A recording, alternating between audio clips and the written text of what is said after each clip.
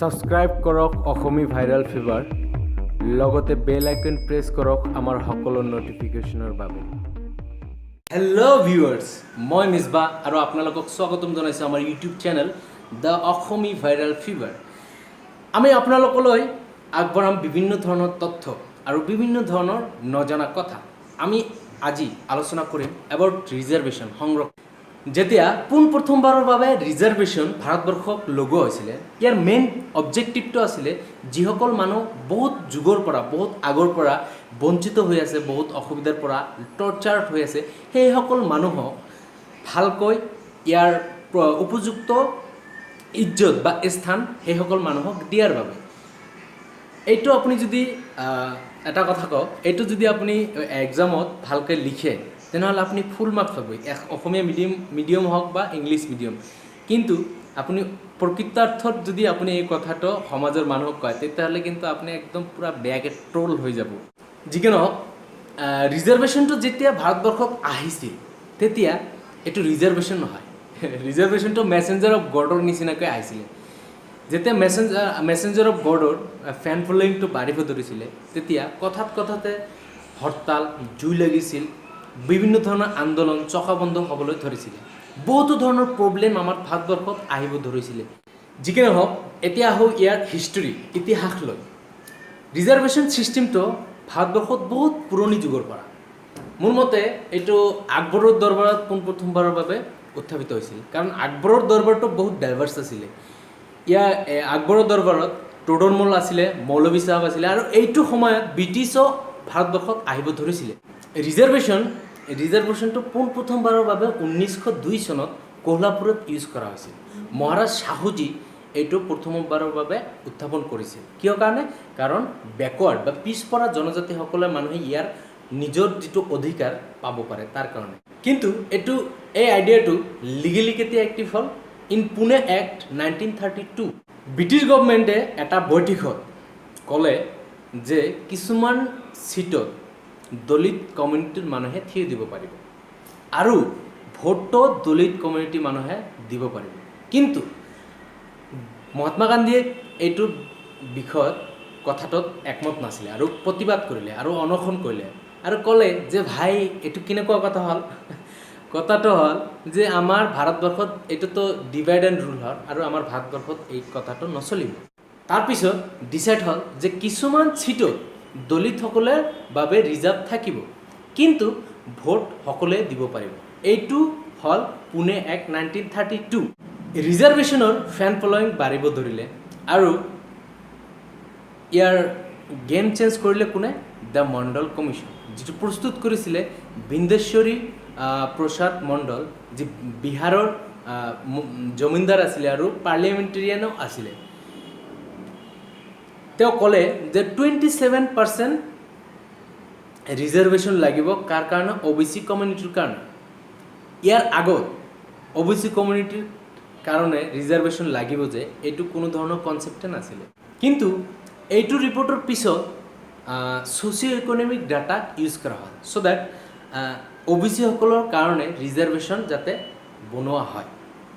এইটো হ'ল ৰিপৰ্টটো বনোৱা হ'ল 1979ত, এইটো ৰিপৰ্টটো কৰা হ'ল। কিন্তু ডাটাটো কেতিয়া আছিলে? ডাটাটো আছিলে 1931, যিটো পুনে এক্ট 1932ৰ কাৰণে বনোৱা হৈছিল। ডাটাটো হ'ল 1931ৰ, যিটো পুনে এক্ট 1932ৰ কাৰণে, আৰু কেতিয়া বনোৱা হ'ল ৰিপৰ্টটো? 1979ত। বাহ! এতিয়া ইণ্ডিয়াত, ভাৰতবৰ্ষত টোটাল ৰিজাৰ্ভেশ্যন হৈছিলে 49%, কিন্তু সুপ্ৰিম কোৰ্টে ক'লে কি যে 50%ৰ ওপৰত কোনো ধৰণৰ ৰিজাৰ্ভেশ্যন নহ'ব। তাৰপিছত তামিলনাডু গভৰ্ণমেণ্টে ক'লে যে আমাক ৰিজাৰ্ভেশ্যনটো 69 কৰি দিব লাগে। কাৰণ কি? যে ইহঁতৰ ST, SC আৰু OBCৰ পপুলেশ্যনটো বেছি। অভাৰঅল ৰিজাৰ্ভেশ্যনটো 69 কৰি দিয়া হ'ল। তাৰপিছত কি হ'ল যে হাৰিয়ানা আহি ক'লে যে আমাকো ৰিজাৰ্ভেশ্যনটো বঢ়াই দিব লাগে। এইটো সম্ভৱ হ'ল কেতিয়া? যে কনষ্টিটিউশ্যন, ভাৰতীয় সংবিধানৰ 9th শিডিউলৰ দ্বাৰা, য'ত ডিৰেক্টলি কোৱা আছে যে কোনো এটা চেঞ্জেছ বাই পাৰ্লিয়ামেণ্ট কোৰ্টত ডিৰেক্টলি চেলেঞ্জ কৰিব নোৱাৰে। ছ'চিঅ' ইকনমিক চেঞ্চাছ 2011 যিটো লাষ্ট ছ'চিঅ' ইকনমিক চেঞ্চাছ, যাৰ মতে যে ভাৰতত নাম্বাৰ অফ ফেমিলি হ'ল 25 crore আৰু ৰুৰেল ফেমিলি, গাঁও অঞ্চলৰ ফেমিলি হ'ল 18 crore। ডিপ্ৰাইভড বা পিছপৰা ফেমিলি হ'ল 10 crore, যিসকলৰ নাই ভাল খোৱা লোৱা, নাই ভাল চাকৰি, যাৰ ভিতৰত 30% ঘৰত খেতি কৰা মানুহ আৰু 51% ঘৰত মানুহে দিনে খাটি খোৱা মানুহ। ৰিজাৰ্ভেশ্যন সাধাৰণতে চৰকাৰৰ দ্বাৰা ৰাজনৈতিক সঁজুলি হিচাপে, ৰাজনৈতিক টুলছ হিচাপে ব্যৱহাৰ কৰা হয় আৰু কিছুমান কমিউনিটিক ৰাজনৈতিক সঁজুলি হিচাপে সদায় ব্যৱহাৰ কৰা হয়। একচুৱেলি ৰিজাৰ্ভেশ্যনটো হ'ল সেইসকল মানুহৰ বাবে যিসকল মানুহে পিছপৰা বা যিসকলক আনডেভেলপড, সেইসকলক যাতে ডেভেলপ কৰি ল'ব পাৰি, সেইসকলক পৰ্যাপ্ত পৰিমাণে সুবিধা দিয়া হয়, তাৰ বাবে ৰিজাৰ্ভেশ্যন দিয়া হয়। বেচিকেলি ইয়াক সমাজৰ উন্নতি কম ভোট বেংক হিচাপে বেছি ইউজ কৰা হয়।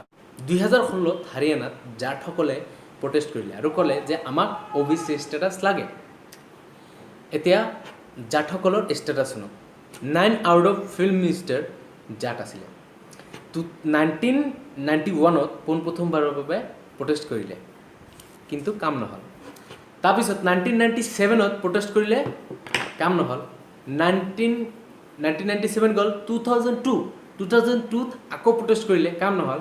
2014, এতিয়া 14ত আকৌ প্ৰটেষ্ট কৰিলে, চৰকাৰে ক'লে যে তোমালোকৰ কিয় OBC ষ্টেটাছ লাগে ভাই, তোমালোকতো ফৰৱাৰ্ড কমিউনিটি হয়। 2014ত UPA গভৰ্ণমেণ্টে কি কৰিলে, এইসকলক OBC ষ্টেটাছ দি দিলে। কিয়? Vote bank.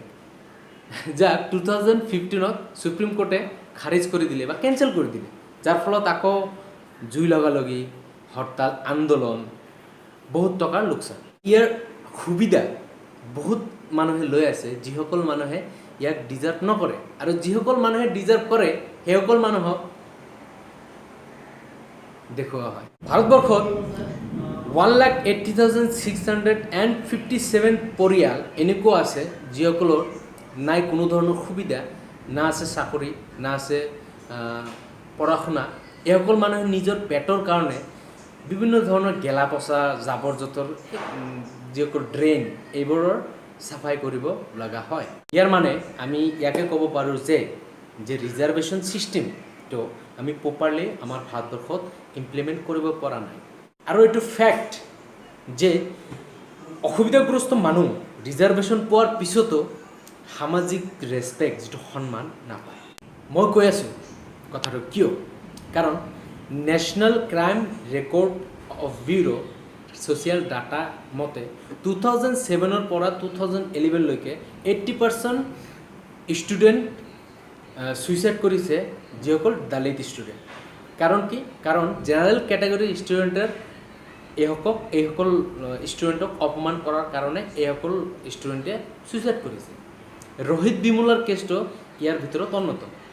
ৰোহিত বিমলাৰ কেছ গুগলত চাৰ্চ কৰক, জানিব পাৰিব এই কেছটোৰ সম্বন্ধে। আপুনি বহুতো জেনেৰেল কেটেগৰী বা ৰিজাৰ্ভ কেটেগৰীৰ মানুহকো সুধিব, সেইসকল মানুহে ক'ব যে ৰিজাৰ্ভেশ্যন ছিষ্টেমটো আমাৰ ভাৰতবৰ্ষক নালাগে।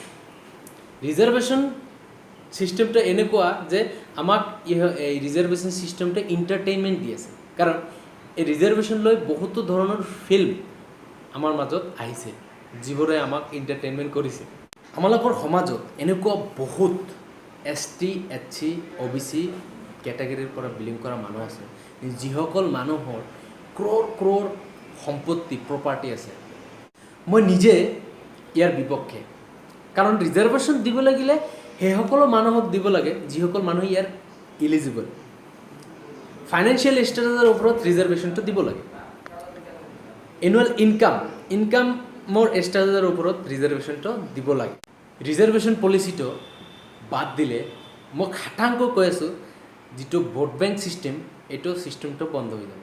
সেইকাৰণে গভৰ্ণমেণ্টে ইয়াক লৈ কোনো ধৰণৰ কথা নকয়, কাৰণ মেইন কথা হ'ল যে ভোট বেংক চিকিউৰ হ'ব লাগে। চ' নিজৰ মন্তব্যটো আমাক কমেণ্ট কৰি জনাওক ৰিজাৰ্ভেশ্যনৰ বিষয়ে।